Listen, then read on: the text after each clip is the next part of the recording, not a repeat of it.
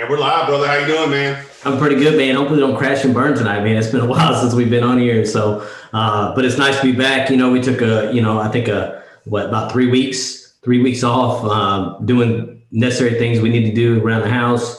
I know you were doing some things. I was doing some things. I think we still have maybe one or two vacations left before the season actually starts. We're going to take those. But it's very, very excited to be back, man. I tell you, it's been, 2 years since we've really had a roller coaster ride like we are right now as far as recruiting goes. We were talking about that before, man, and it's just kind of something we just got to hang on and hope for the best at this particular point, because you're going to get your feelings hurt each and every day.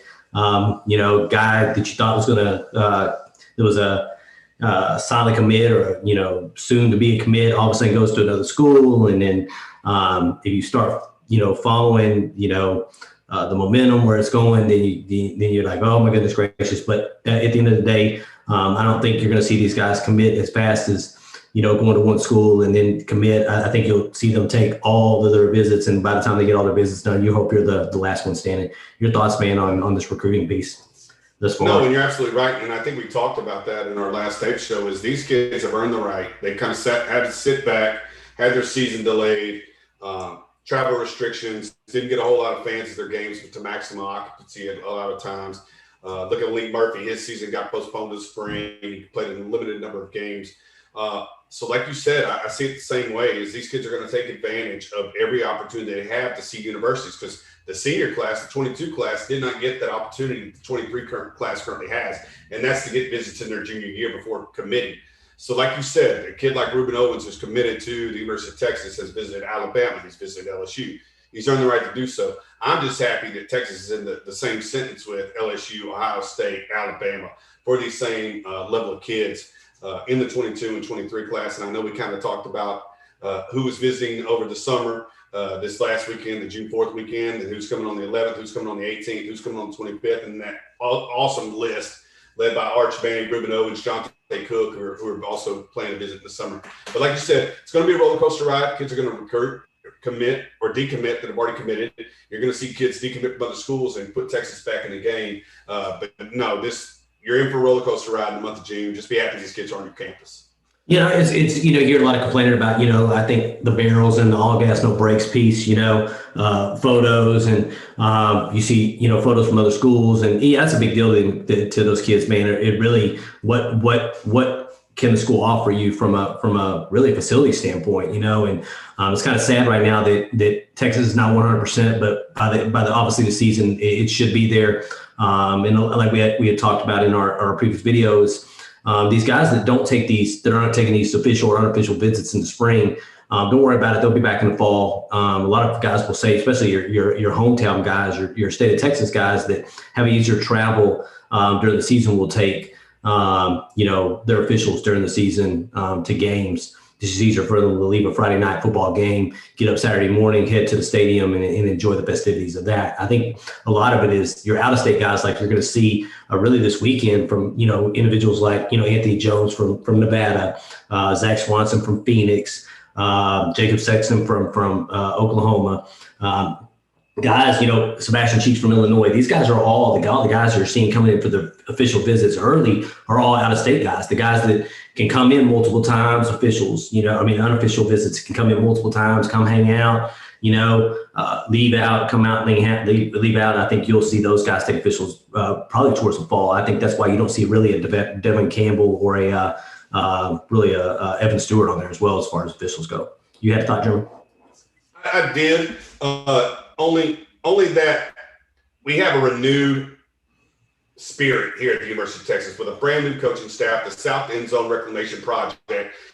Folks were on Twitter talking about the set that the UT players or UT prospects or UT, the kids that were looking at UT were in front of a basically all gas, no brakes, neon light sign compared to other sets across the country. But what you do see is that south end zone is about to be closed. If you were there for the spring game like me and you are, and you see the vision of that jumbotron and the suites above it and the encircled, if you walk out on that field, you can see the vision. And I know these coaches from Alabama and Bo Davis from the NFL, Pete Kwiatkowski, are selling these kids on the vision of, hey, We're a brand new coaching staff with a brand new stadium coming in. You need to be a part of that. It's going to be done by the fall. All that stuff that they don't have right now is going to be completed by the fall. So yeah, just buckle your seatbelt. It's going to be a lot of fun. We got a $20 super chat from Scott Sheridan here. I've yet to contribute, and for that I apologize. Absolutely, don't any reason to apologize at all for that, Scott Sheridan, man. But we that's hard earned money, and we definitely appreciate it. And shoot us a question, man. Shoot us about 4 or 5 questions with that $20, man, so you can get your money's worth there, man. But we appreciate it, man. And I can tell you that me and Jeremy got some things in the works. People have been asking us about, doing some podcast type stuff. And I know me and Jeremy got some stuff in the works, and that'll be coming out probably right before the season starts. So we appreciate it, man. Thanks Scott for that $20, man. That means a lot to me and Jeremy, man. Dave Williams talking about, he was reading earlier this week, the visit that Devon Campbell made to USC was significant for his mother. Apparently she really likes USC and thinks it might be the best place for Campbell. I have faith in where we're at with the offensive linemen. I do. I think the amount of offensive linemen talent out there. I think the net that we've kind of pushed out to everybody will give us an opportunity to land the offensive linemen that are going to be the best fit for really the offense moving forward. That's one of those things. It's like they like USC, Mama likes USC, but he's one of our, I tell you, me and Jeremy's probably number 3 guys that can't miss. He is right. Him and Harris, Denver Harris are our can't miss guys, man. We cannot continue to let these guys that are in the top 15 in the nation, top 25 in the nation, just continue to leave the University of Texas. You can't get your program rolling if that's the case. So hopefully we can change Mama's minds with the academics and the program at Texas and keep them home. So completely agree. To kind of highlight the offensive linemen that are coming, Cole Hudson's coming. He actually visited last week because his dad was an alum of Arizona State, so they took in the Arizona State Texas baseball game. He's scheduled to come back again this week. Talking about Cam Williams, the large offensive guard from Duncanville, Texas, from our area of the country or our area of the state, and then you're talking about Kelvin Banks, Cameron Dewberry, the offensive line. Talking about Connor Robertson from Austin Westlake. We've talked about the 22 offensive line class since we started this podcast over a year ago about how the depth of the 22 class. I really trust that Kyle Flood and Steve Sarkisian can get the right kind of guys. And again, we're looking at guys outside like Josh Connolly from the Seattle area, Malik Ogbo. We're not just looking inside the state. We're looking outside the state to find the best interior and exterior offensive line. And I think these guys, they do best. I think these coaches do best face-to-face. Personality starts to shine through. And I think when you have people in front of you, you have an opportunity to show who you really are. You know what I'm saying? And it sounds like when people walk away from the University of Texas, it comes down to feeling like it's real. The sale is not fake. It's not, okay, we're going to sell you on something that it's not. And I think that's absolutely important. I can tell you that I recruited healthcare professionals at multiple points in my life, and I can tell you that you never wanted to come across as fake. People see that really, really fast and they'll turn away and they'll never, ever talk to you again. So I think that's the biggest thing, man, just be truthful, man, and be who you are. And I think these, not just Steve Sarkisian, but Jeff Banks and then you got Blake Gideon, a younger guy on the staff. I think those guys just can be who they are, man, show your personality. And I think that'll bring kids in, In the energy level, we saw the energy level on the sidelines of the spring game, how the energy level pregame, and these coaches are hyping these kids up and taking calls on the sidelines. I know to recruit to ask them about the in-game atmosphere. We saw it with Jeff Banks, with Steve Sarkisian, with Kyle Flood on the sidelines. The energy level that they bring in the passion. You can definitely tell by listening to them speak about the passion to one, get the right kids on campus and in the program, but 2, to develop them and make them pros. Where I see the last group had a shortfall. We didn't develop first and second round talent. To answer Scott Sheridan's question about do they have the ability to be a top 5 class, with the list of visitors that they have coming on campus this summer, they could definitely be a top 5 class if they get some of these guys committed. What somebody said in response was, it's going to depend on wins and losses. Like, what does the product look like in the fall? Like I said, you could sell them on the south end zone. You could sell them on. We were able to develop talent at Alabama and other places we've been, but the proof's in the pudding. Kids want to win. Kids want to compete for conference championships. So if this group sees a winning product in the fall, I guarantee you Texas could be a top 5. And I'm gonna tell you, man, Joe Klatt. I love me some Joe Klatt, man. He's probably one of the best guys, man. I like listen to on Saturdays, man. And for him to come out, man, he had an interview with RJ Young. Him and RJ Young were talking this week, and RJ's, you know, he's the best running back in the nation. By far the best running back in the nation. You got the best running back in the nation. It'd be crazy if you don't get they win 10 games if you get the ball in his hands more than 25 times a game. And that's what it comes down to, man. That's really what it comes down to. And if you got a winning ball club, man, and with the offense that I think Steve Sarkisian put together, I think in the defense that PK has, and I think the ability to show these people in the NFL that may not be the high caliber to the guys you're recruiting at the University of Texas right now, I think the sky's the limit. You know, I think what speeds up the process of recruiting is that early signing day. You got guys that want to commit before their senior year of high school, before they start playing football games. They'll commit, but I think really what speeds up that process is that early signing day. I think you see a lot more guys. I think there was 80% of the guys that signed last year had signed during early signing day, and you had that last 20% that really held out. But I think they signed. They just didn't tell anybody they signed so they could pick the hat at some of these Under Armour and All-American games. But yeah, it's really, really exciting. You know, I was thinking to myself today, before we got on here, I was thinking, Steve Wilfong from 247 was doing like a recruiting whip around today, and he was talking about Arch Manning. And then I started thinking, man, where do we really lie if with Arch Manning right now, who's going to actually come in this Saturday with Reuben Owens? And he kept bringing up, one of the schools, and he asked him, who are some of your schools you're looking at? And he said Texas was one of the first ones coming out of his mouth, man. And to be in the top conversation for a 2023 top quarterback in the 2023, I would say you got a damn good chance, a 25% chance at this particular point of him committing to University of Texas, which is crazy. I think he's I think without that, I think we're probably one of his top 4 schools. I think Alabama's going to be there, and I definitely think Clemson's going to be there, man. But I think we really have a good chance for him as well. It's exciting to see him be on the 40 acres this week. And I kind of want to go back to the 22 class real quick and talk with Malik Murphy. Yep. Again, the only quarterback currently committed to the 2022 class. Just got a ticket for the Elite 11. And we talked about his abilities till we're blue in the face on this show. Like I said, limited time at the varsity level in California. COVID kind of moved his season from the fall back to the spring. But he didn't have a whole lot of work with on that Juniper Serra team.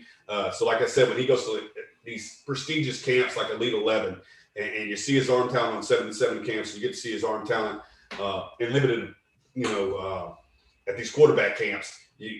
And the guys like the Elite 11 counselors sign off on him to get one of those golden tickets. I was not surprised for that news to come out last week, and kudos to him. But just a kid we met at the spring game, really, really down-to-earth kid. Excited to have him on campus 18 June. I think that's what it is, man.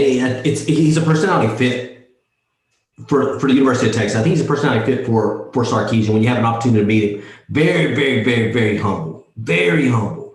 He didn't turn down a photograph. Anybody asked him for a photograph, he took it. Anybody want to shake his hand, he shook it. You know what I'm saying? He was the gem of the party. Really, he was. Yeah, outside of what was happening on the football field, he was the gem. He was there. He was the show. And you're talking about Malik Murphy, and y'all can tell us if we're wrong on some of these, because we know that some of them change. Obviously, if they may come before or they come after, whatever the case may be. But I'll tell you, these next 2 weekends are big weekends, man. Those are the 2 biggest weekends we actually have set up over the next 2 weekends, man. Because you're talking about Malik Murphy, who I think will help sell this program as a recruit himself. I think he's turned into a recruiter at this particular point. You're talking about Friday, June 18th, man. You're talking about Jaden Blue, Kelvin Banks, and I'm just naming officials.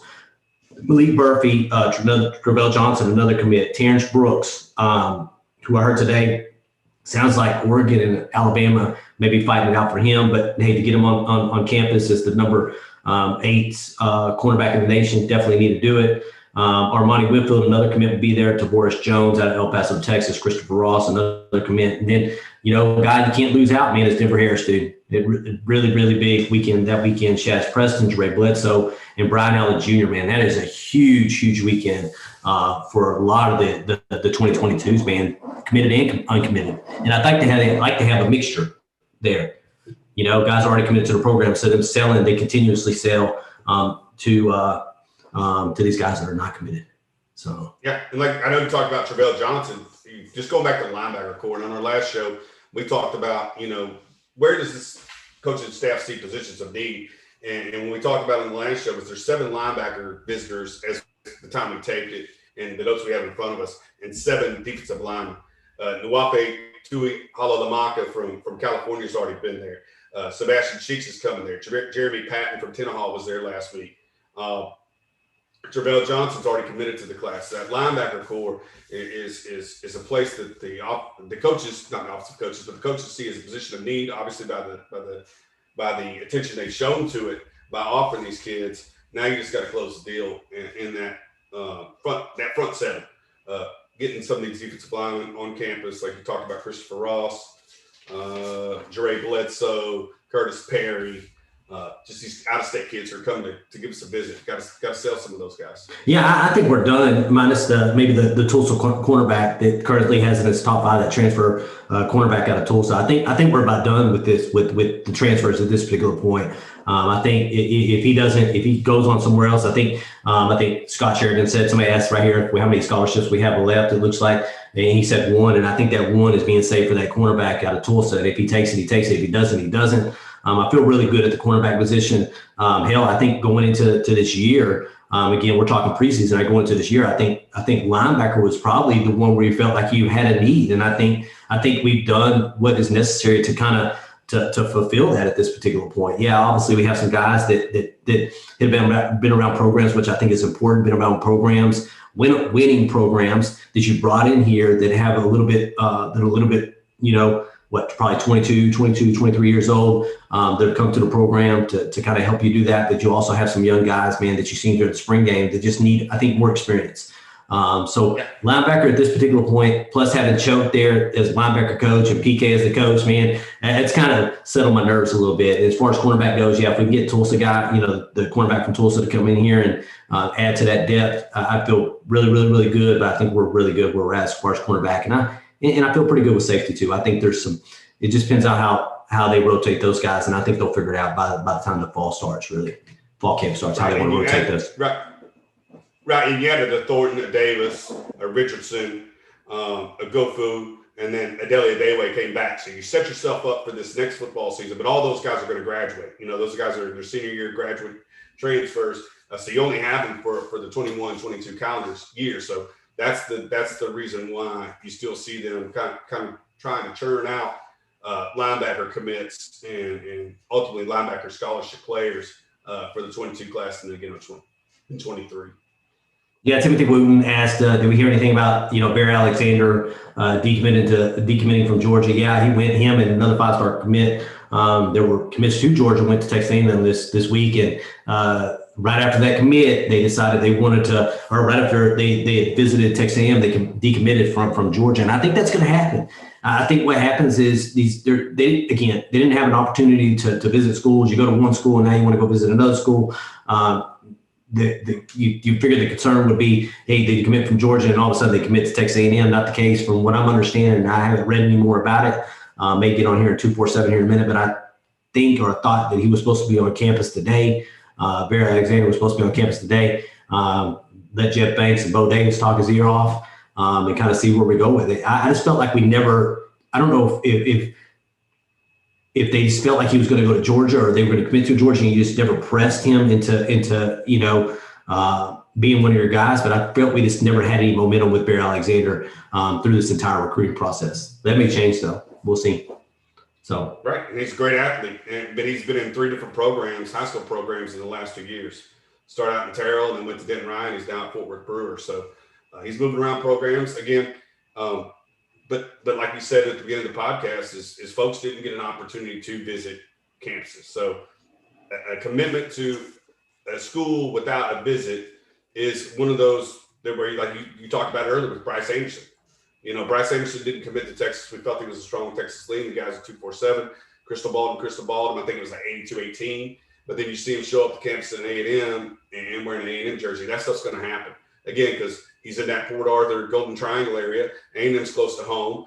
They were the fifth-ranked team in the country last year. So he's going to give him a look. We hope that he changes. He's definitely got us scheduled for a visit.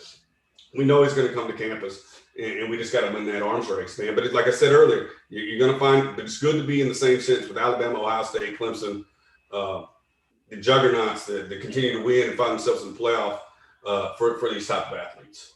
Yeah. David Williams talking about, I'm hesitant to make assumptions about the season, but Texas has a very good season, perhaps 9 regular season wins, which, if you get to a bowl with 9 regular season wins, you're looking at probably a 10-3 season. I think the program achieved the top 5 recruiting class. Absolutely, man. It's about you got a new car smell right now in Steve Sarkisian, man. Steve Sarkisian's coming off the championship. A championship as offensive coordinator at Alabama, probably the best offense, probably outside of LSU that we've seen in a long time as far as, athletes, man, being all over the field, Heisman Trophy winner, all this other stuff. So you got the new car smell there, man.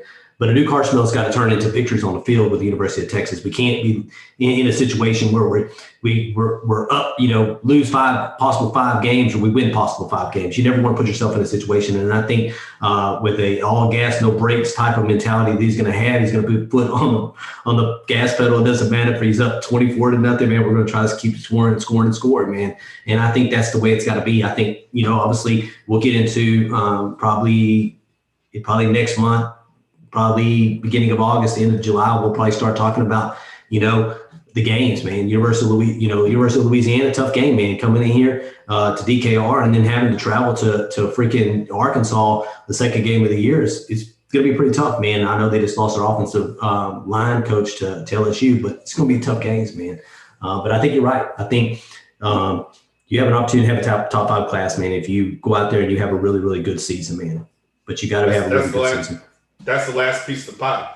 You have proven coaches. You have a brand new. You're going to have one of the best facilities, one of the best stadiums once the South End Zone is done.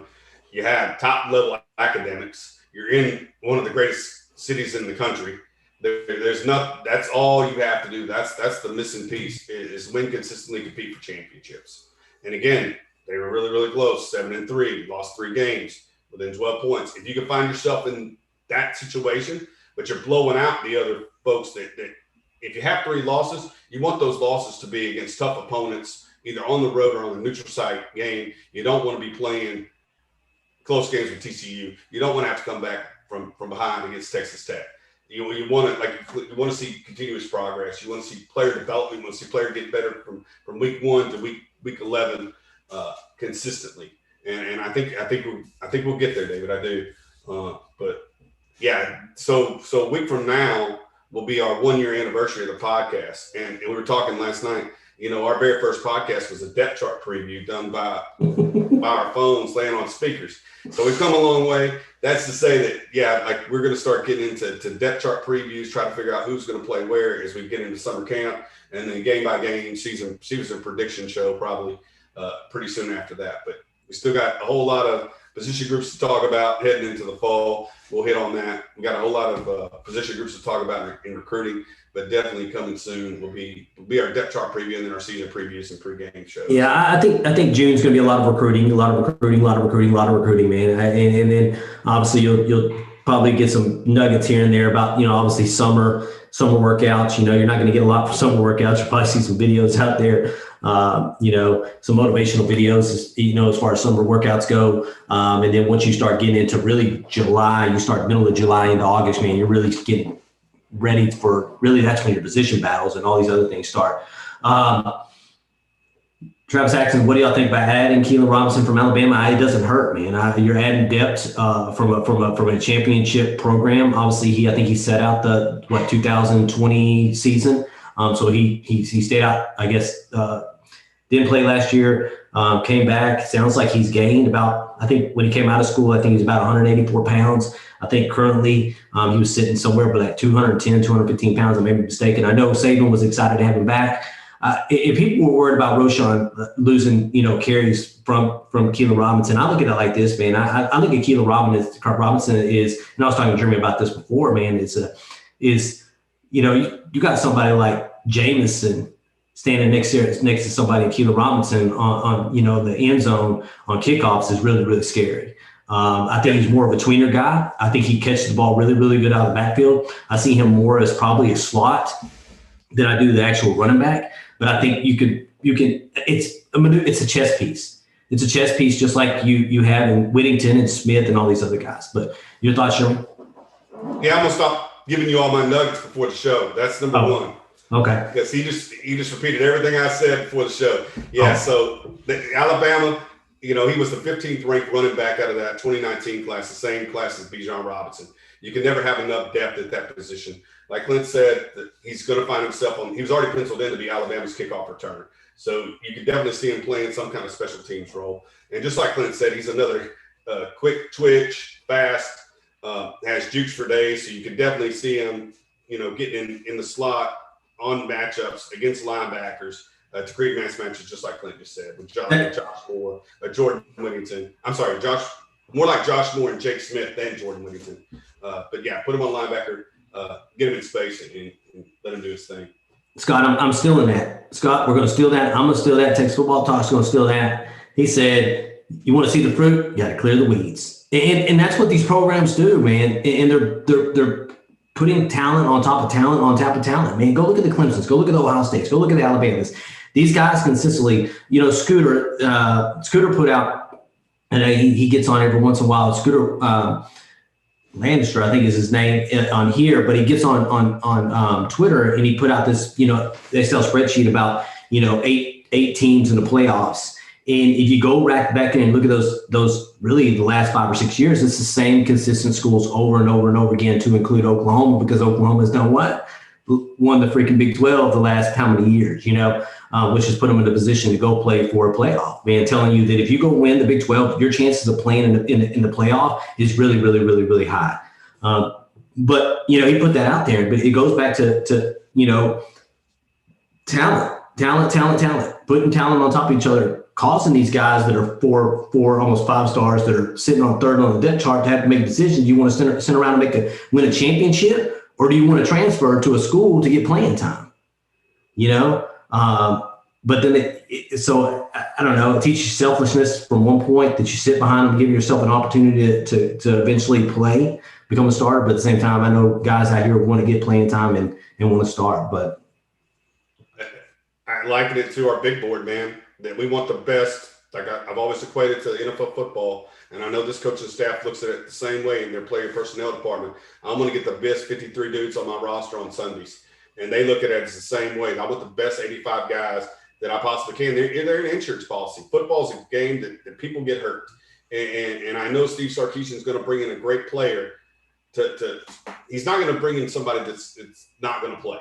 He's going to bring in somebody that's going to add depth to that room, and that he can use as, like you said, a chess piece in certain aspects of the football game if he's not the starter. And again, we have a Heisman Trophy caliber running back in Bijan Robinson.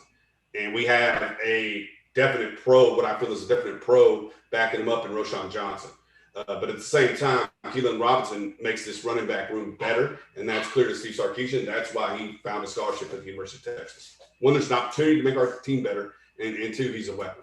And the same thing, Steve Sarkisian knows who he is. You know what I'm saying? Being at Alabama, he knows what he can and what he cannot do. And he obviously thought he needed him here, that he thought he could do something in his offensive packages, which makes me feel much better about taking that position with a transfer when I thought we had enough depth there. But again, I think he's a tweener. I think he's a slot guy, man, that you are able to move around the field and bring him back to running back and have 2 running back sets and so on and so forth. I think it's just he's a chess piece, man. He's a really, really good chess piece that Sarkisian is going to be able to do something with, man. He's fast as hell too, really fast, really, really, really fast. So everybody's brought in. And his history. Everybody's brought in. Everybody's brought in fast. Xavier Worthy. Fast. He wants speed on the field, man. He wants speed on the field. He's going to go out there and get it. So, What else we got here? Can we promote the like button real quick? There's 54 folks in here. Absolutely. 24 likes. Please smash that like button. It's the first time we've done a live in probably a little over a month. Right after the spring game is our last. As Clint said a little bit earlier, we do have some stuff in the works as far as pushing this show out maybe in a different format or platform to increase the bandwidth and give you guys what you've been asking for a little bit, which is the ability to listen to us on the road. So we're doing some of that stuff, but just happy you guys are here. Happy to do this again. Football season is upon us. Summer camp's about to start, and sooner or later it's going to be late August, early September, and we're going to be playing football games against Louisiana, followed by Arkansas, and then we're going to get in the thick of the Big 12 schedule. But really appreciate you guys' attendance. Show your hair is talking about, you know what I'm saying, Clint? Somebody, you know what I'm saying? You know what I'm saying? He said, Clint, you know what I'm saying, a.k.a. DeSoto boy for real. Yeah, that's where we grew up. Sunny South Dallas, Southwest Dallas. Proud of it too, man. Really, really proud of where we're from, man. In that, you know, I obviously got athletes galore, man. Got one of them coming to visit this weekend in Jonte Cook, probably one of the best wide receivers in the 23 class. Me and Jeremy actually had an opportunity to sit down and talk to Jonte.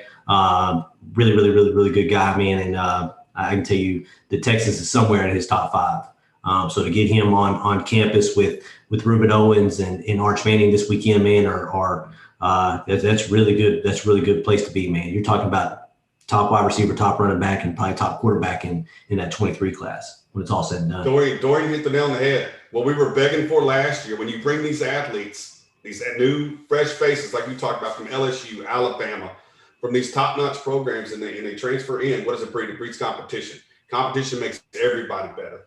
You know, so let the best players play. It need not be a it has to be a meritocracy to make your team better. The best players have to play. How is that discovered? Through reps and practice and in competition. So absolutely. You know, so where we at here? I just lost where I was at.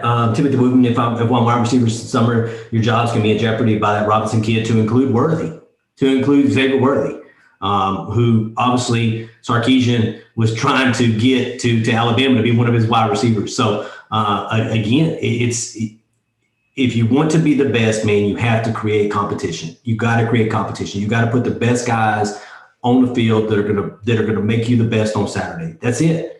And so these things where we're rotating players out every 2 plays, and you're seeing people that probably shouldn't be on the field on 3rd down and all this other stuff is going to go away, man. They're going to play the best players each and every down. I don't think you're going to have a problem seeing Bijan Robinson getting 20 touches. Either it's over 20 touches to include, catching the ball or in rushing yards as well. So, Experience great. What's up with A&M? Bryce Anderson? Do we still lead? I can tell you this, that we were actually talking about this earlier, that again, Steve Wilfong, 247, I think he has a great relationship with A&M.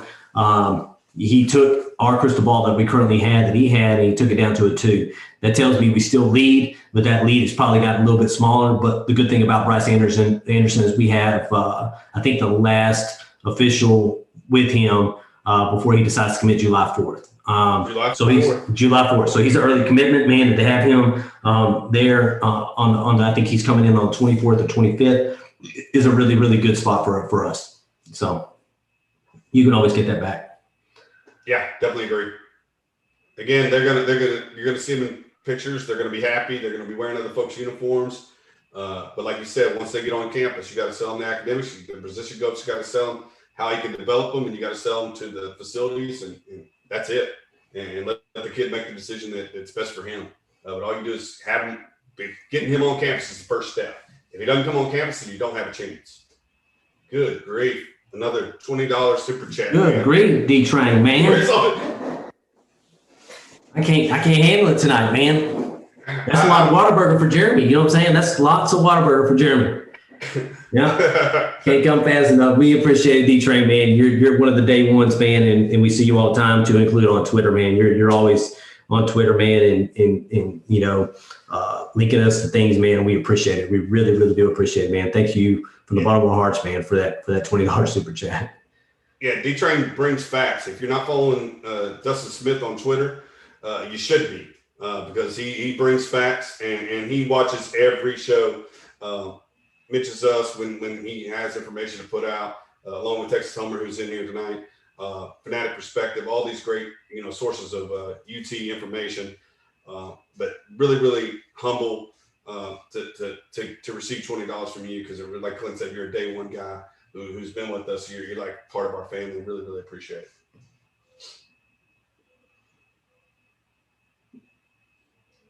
They said we've been BSing. What? Yeah. Yeah.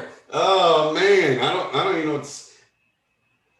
You could talk about our theory, but I think that should be left unsaid. But no, we just want to bring, when we come on here, we just want to be able to bring quality material, and sometimes just to show up and not give you guys what we feel is with 100% good material, good insight. I feel like we'd be wasting your time. So we kind of decide, amongst ourselves, hey, do we have enough material to go on? Because again, we don't want to come on here and give you less than what you deserve, and that's good quality content for your time. And in your case, like $20, that means something to us, and it's real, and we're passionate. So what we want to do is be able to bring passion and not just come on here and just like read other people's stuff. What else we got here? And plus, we've been doing things around the house too, man. This used to be this wall used to not have brick on the back of it, so we're doing things like that around the house. And then Jeremy, believe it or not, is actually coming down here on the 18th of June.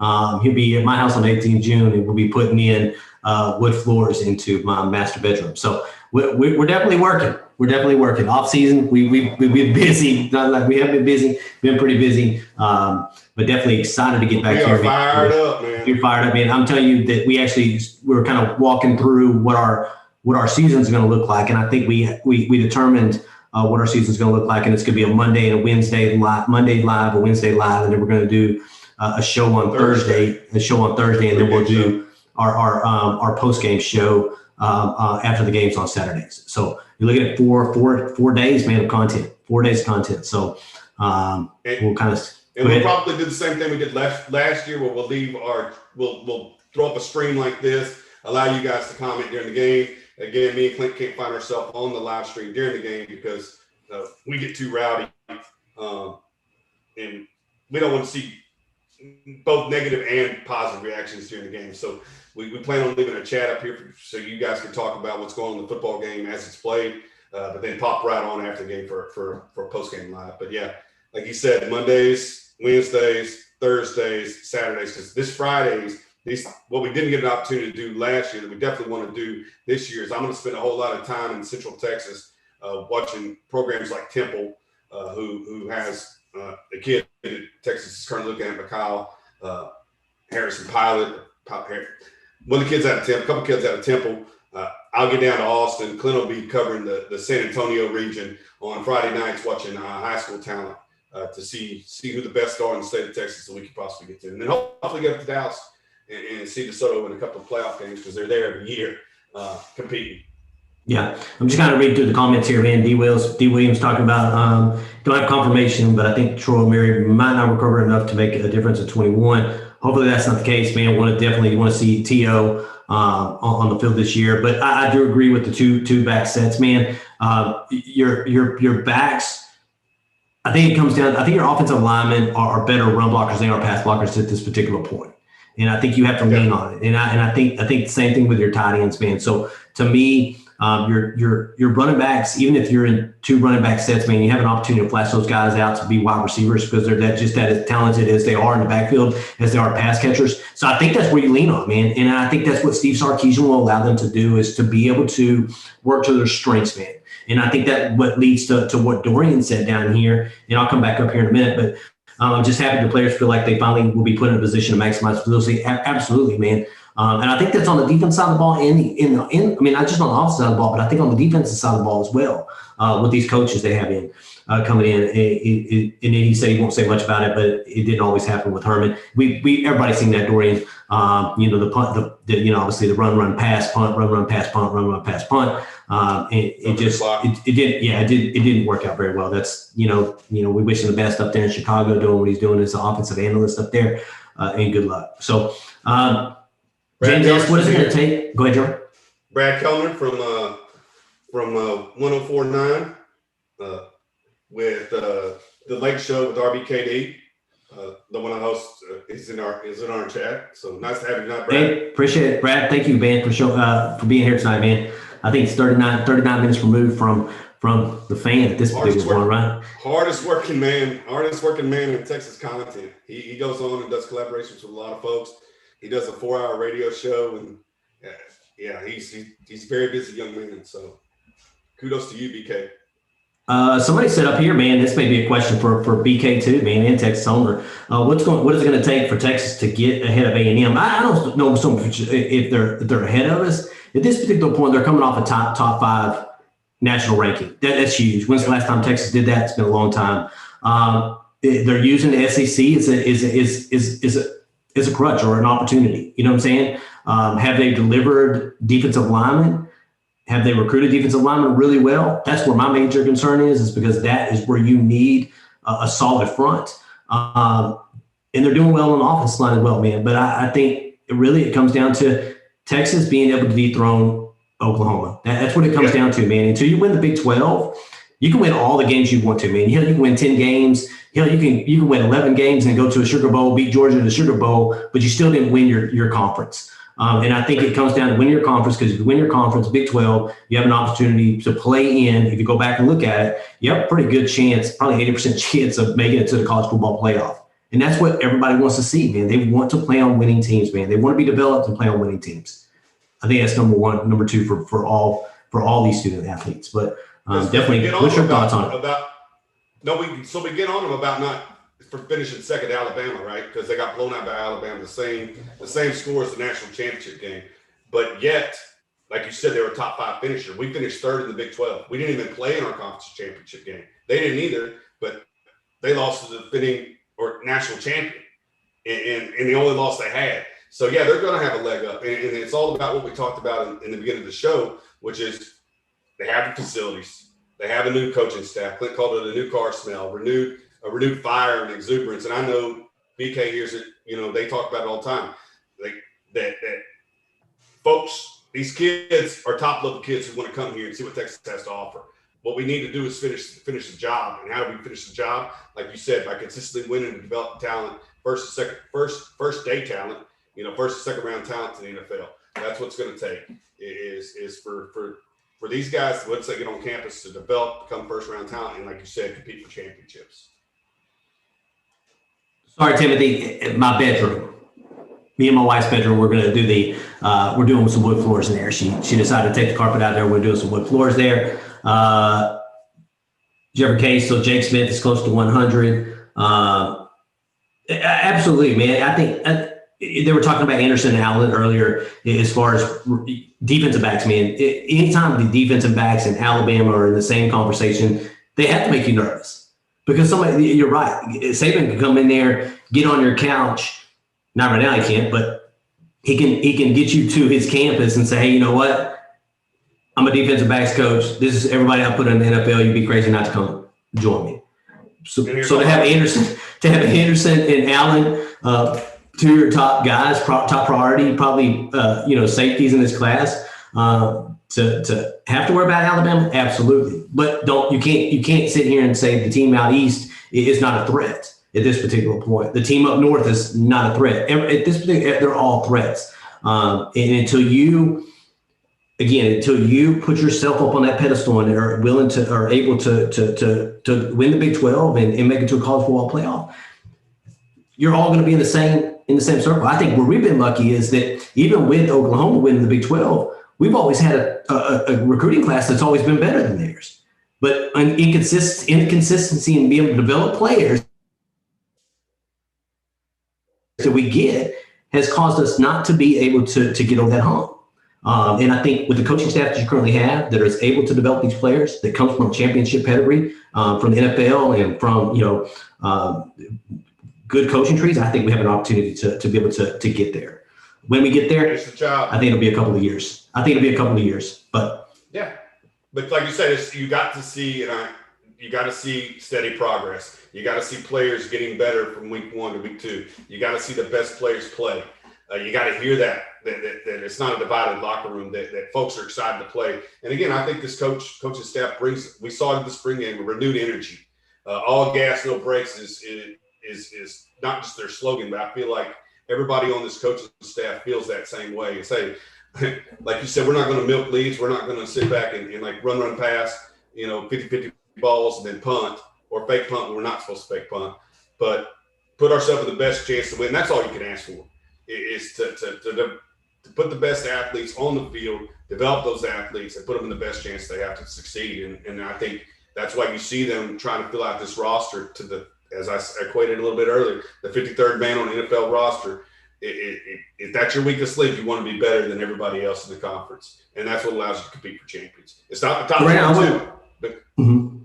So I want everybody to take the burn off. Top 11 on offensive defense. Go ahead. I'm sorry. Yeah, I want everybody to take their burn off glasses off. I'm going to ask this question, man. When does Texas win? In what year does Texas win the Big 12 championship?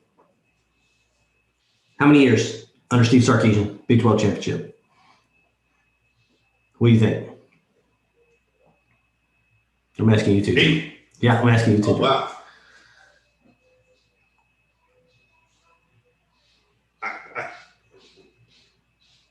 So progression, right? So you have 2 years with Casey Thompson and or Hudson Card at this point. Maybe 3 if Card gets the job. So you're talking about a quarterback progression right now. Casey Thompson, Hudson Card, and then you got to throw right in there. I think it could be next year.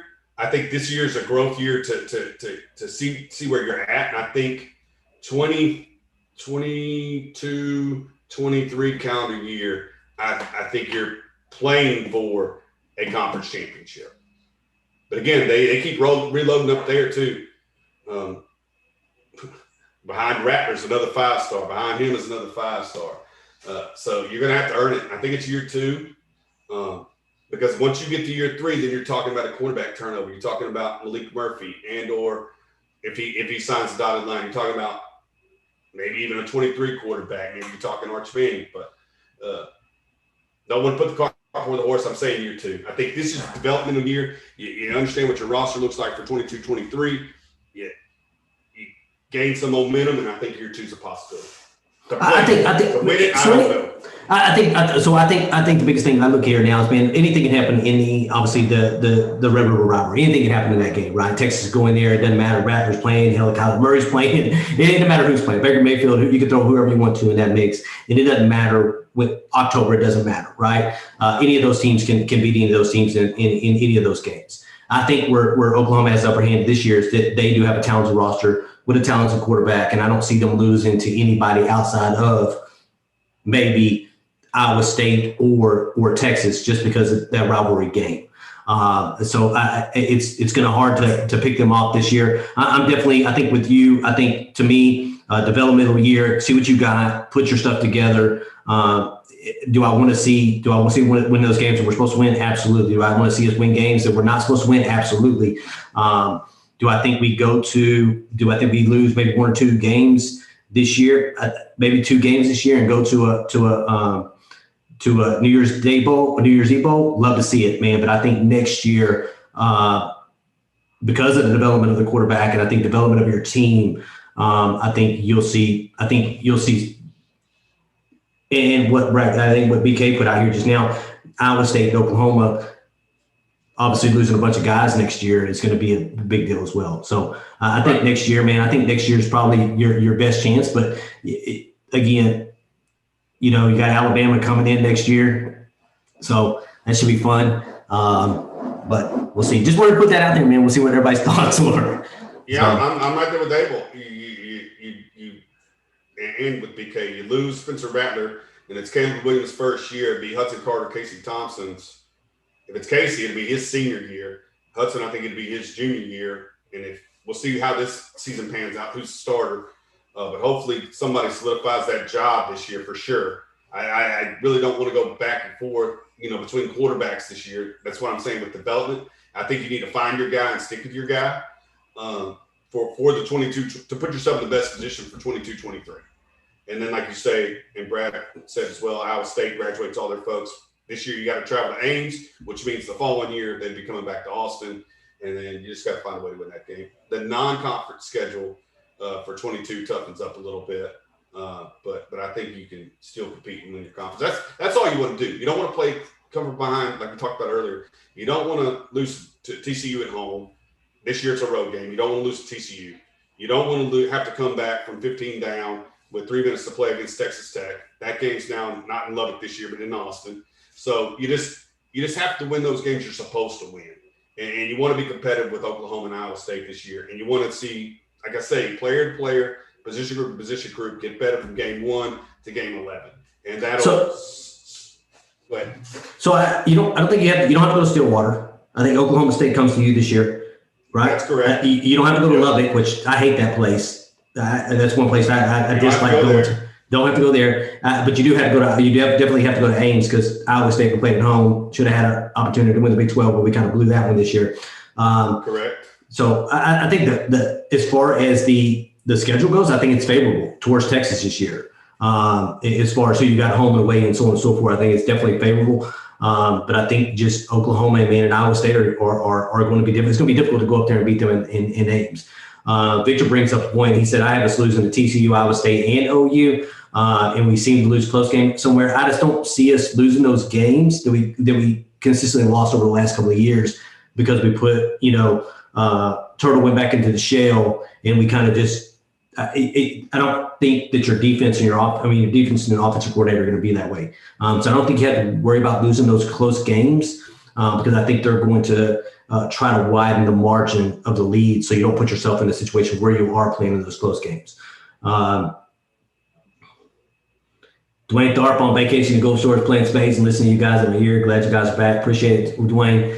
Down there on the Gulf Shores playing spades, man. Very cool. I'd love to be on the beach right now. Yeah. I would love to be on the beach. But no, optimism's abound. Again, I like you said, we got to take our burn orange glasses off sometimes. And go back and listen to the triple option today because I know Rod and Kevin Dunn and BK were talking about Sarkisian's record against other coaches in the Big 12. I'm sorry, other coaches in the Pac-12 and how he compared when he played against the likes of Pete Carroll, Chris Peterson, David Shaw. And then they talk about how he wasn't successful against those great coaches in the Pac-12, but why they think it might be different this time as he's coaching at Texas. So I believe they now have the ability to go back and listen to the triple option even after it's done on the radio. So if BK wants to throw that in here, you can. But it was a great segment talking about Steve Sarkisian's lack of success against great coaches in the Pac-12 and how they think his rehabilitation through the Nick Saban School of Coaching at Alabama is probably going to help him with the lessons that he learned, have a better handle on being a head coach against top, like would be a Lincoln Riley or Matt Campbell in the Big 12.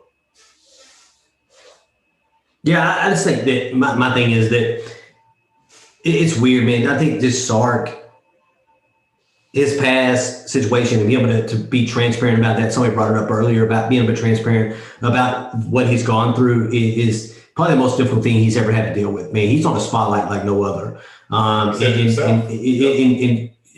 being able to do what he did last year and in years prior to that, and then coming here to University of Texas, he could be himself. He doesn't have to be someone he's not.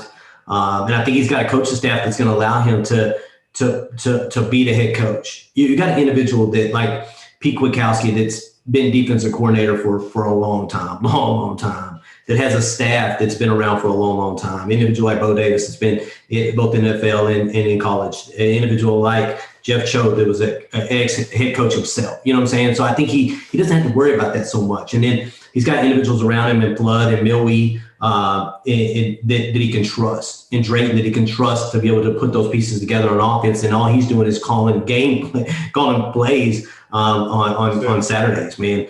So I think that's what's important is he surrounded himself with the best possible coaches he could possibly have got. And I think that's probably the most important thing for me moving forward against this year. And I say, our projections probably will say, or my projection, I feel like, without doing any research at this point of who's returning and who's not, uh, the two deep of the other teams. And David Williams makes a great point about, how Duggan is a Texas killer. They may have the best quarterback, receiver, running back combination in the league. I would hesitate to say that because I know what Iowa State has at quarterback and at running back, and I know Oklahoma's bringing Rattler back, so that's debatable. But what I will say is, if the two losses, which I'm hoping is the case, and I'm projecting without doing any kind of research, are to Oklahoma and Iowa State, I expect us to play them very tough. Like, I don't expect them to beat us by 2 or 3 touchdowns. I expect us to be in the football game for all 4 quarters. I think this team has the talent and the ability. Again, look at our record last year. In the 3 games that we lost, we were in those football games and had the ability to win them. So I don't think that's going to change. I think we're going to be competitive in every football game we play this year, and it's going to come down to a fourth quarter game. Can we execute? Do we not put ourselves behind the chains and have to play from 2nd and 15 or 3rd and 20? That we don't make dumb penalties, and when we do make dumb penalties, those players are held accountable, and that we don't turn the football over. We treat the football as it's the most important commodity on the football field. And like you say, is if we take a lead, that we don't sit on the lead, that we continue to stop them on defense and play complementary football where the offense, defense turns them over, the offense slows down scores, and just continue that momentum. So I think even if we lose 3 to 4 games, like some folks are saying, or we lose 2, which I'm thinking we're probably going to lose, I think we're going to be competitive in the fourth quarter in every single game we play. Seen this come up a couple of times, man, talking about Bijan being the best running back in the nation, according to Joe Klatt. I absolutely believe so. I don't think there's anybody better than Bijan Robinson in the nation at his position. That's why you hand the ball off to him about 20 times and you give it to him out of the backfield, receiving the ball probably another 5 times. I'm with you, Ryan Crispell. I think PK will light up the Big 12 offenses. That's what I'm thinking. I'm a defensive guy, man. We can talk about offense all day long. But nothing excites me more about than a really, really, really good defense, man.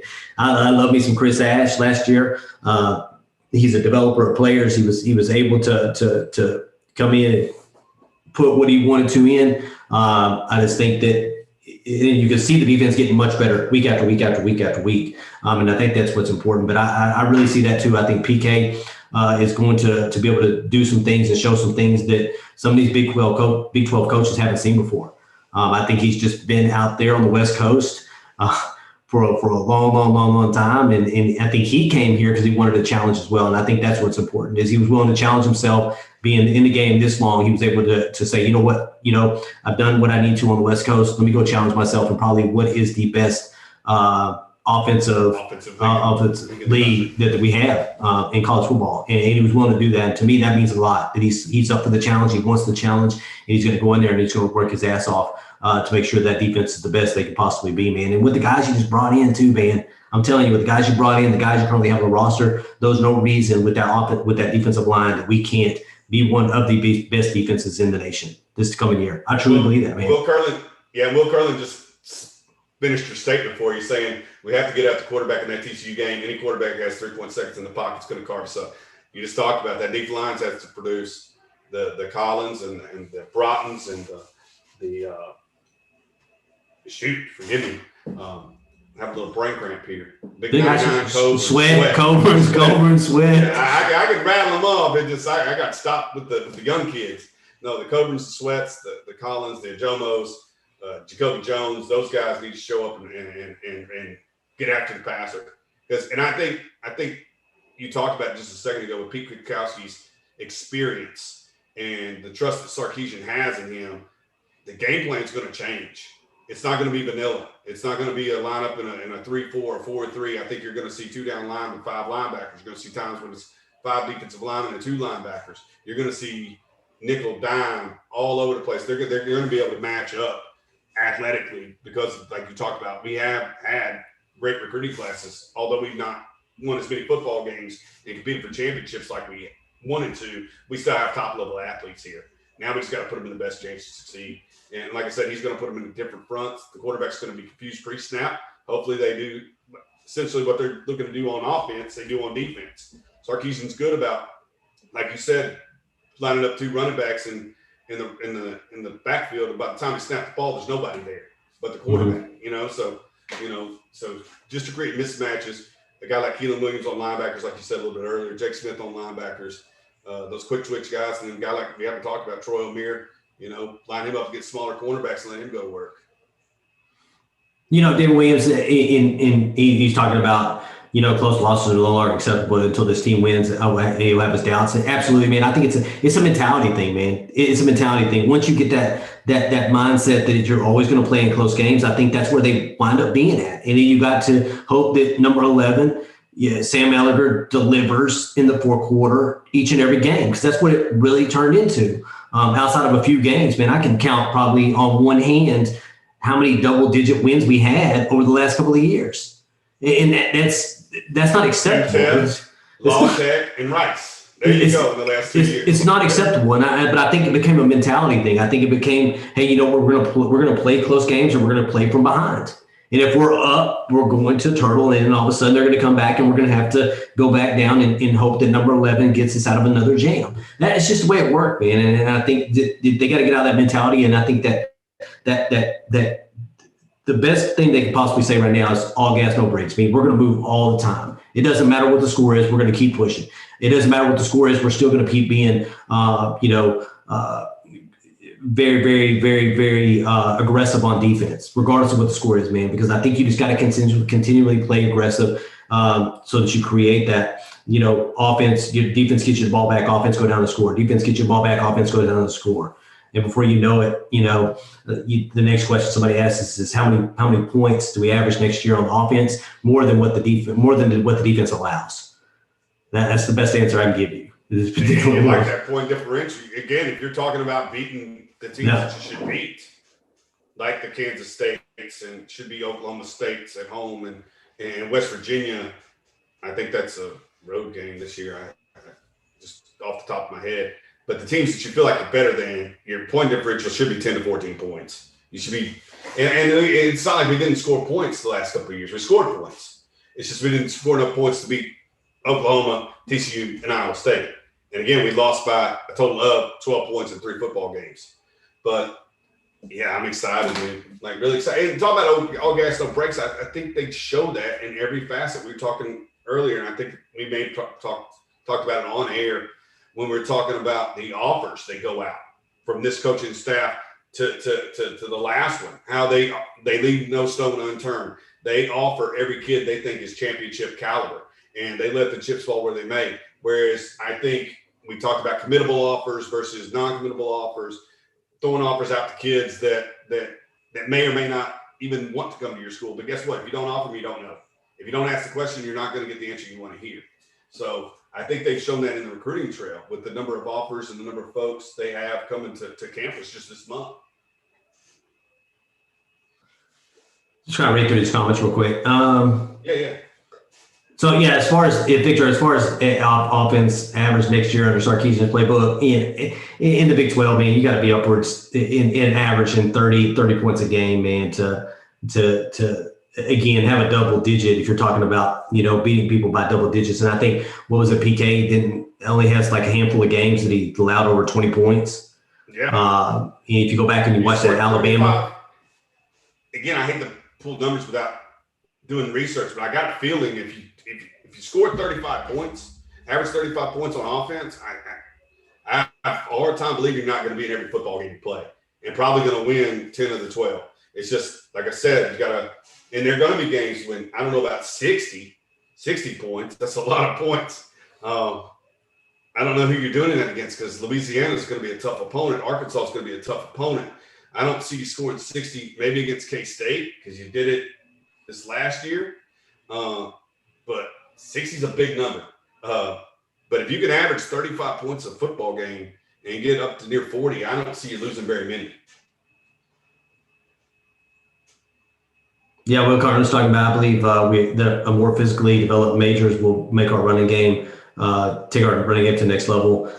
This is the first time we've had an athletic center that can pull and get to the second level very quickly. Yeah, it's crazy to watch him. It is crazy to watch Jake Bates. It's crazy to think, why the hell did we do what we did last year where we had Kerstetter sitting at center when he probably should have played the right guard?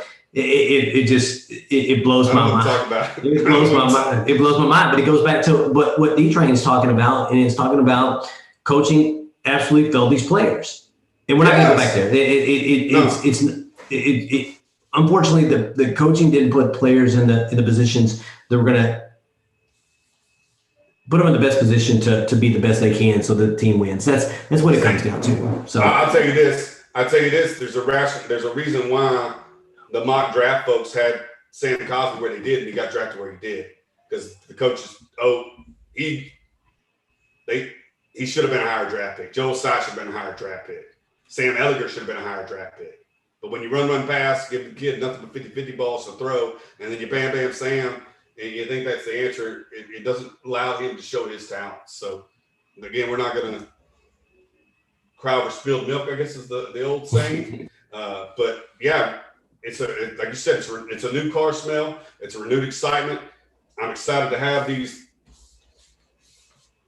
what may be 50, 60 kids on campus this month to take a look at our university, and excited about this football season coming up.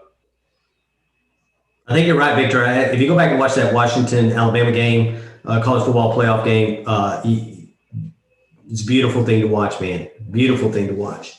But I think you're right. I think he held Bama to just over 20 points or 21 points or something. But it was a beautiful, beautiful game. Major's a beast, but really excited, man. I'm excited to be back. Yeah, it's been fun. I've had a blast. Been fun, man. Like really fun. I don't even know what the outro is anymore, man. I'm gonna have to guess on that. Like the outro, you know? Oh yeah. Tell me, hit that like button and subscribe. That's part of our outro. Oh, okay. If you haven't hit that like button, please hit that like button. If you haven't hit that subscribe button, you're new to our channel, please give us a horns up as you leave. Hit that subscribe button. We're on all three social media platforms. They are Twitter. You can find us on Twitter at Texas Football Talk, on Facebook at Texas Football Talk, and on Instagram at Texas Football Talk. And I think that's correct, right? You're hitting on the head. I think so, man. Well, appreciate y'all listening to us tonight.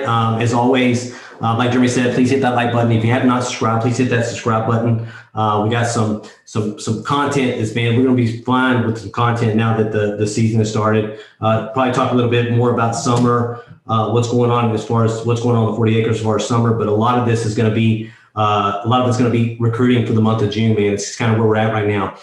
Keep your head on a swivel. I can tell you that. I know Mike Rose from 247 said ride the wave, because that's what it's going to be. So just kind of where we're at in recruiting, man. It's kind of exciting to be back. Let these student athletes visit these schools, both officially and unofficially, and we'll kind of go from there, man. Hit that like button. Texas baseball. Yeah. Texas baseball. Get after USF. Let's make that trip to Omaha. It's going to be an exciting weekend down there. It's really cool seeing all the folks fill up Dish Falk this last weekend for the regional. Bring that same passion Friday night, Saturday night, so we don't have to play Sunday, and get ready to go to Omaha and win a national championship.